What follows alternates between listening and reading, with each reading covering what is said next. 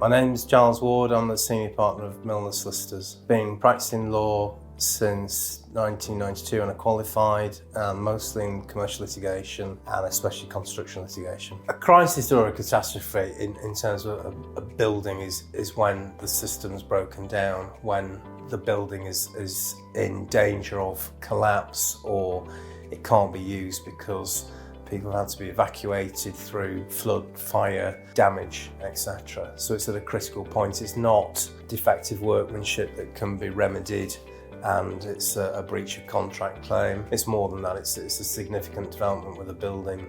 We've dealt with anything from suing the design team, main contractors, subcontractors, in a whole variety of different environments. Most cases settle these days because of the advent of mediation, which is a good thing. Cases are front-loaded, which has an unusual aspect to my career in that most of my cases latterly went to trial.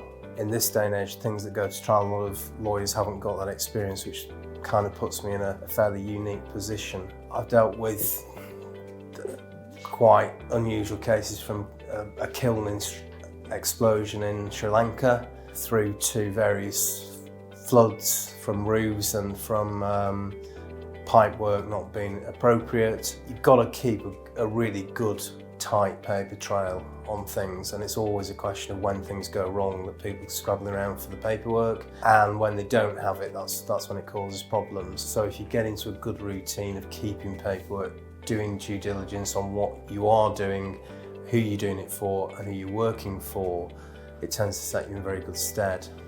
One really key aspect that people forget is their insurance. They pay for their insurance and the insurance doesn't necessarily cover them for what they think it might cover. So when things tend to go wrong, they ring up the broker and say XYZ's happened, and of course we're covered. It's there to protect you, but it's a contract and it cuts both ways, and insurers do look to void policies when they can, particularly if your work has been under the standard they'd expect, if it's been grossly negligent or reckless. We're an unusual group of people. It's a niche, small firm. It's not a national company, and you get the people who you instruct. We don't dumb things down to juniors and move on to the next one. We take things from the cradle to the grave. We've been around the block a few times now. I'm very committed as a lawyer. I like getting results.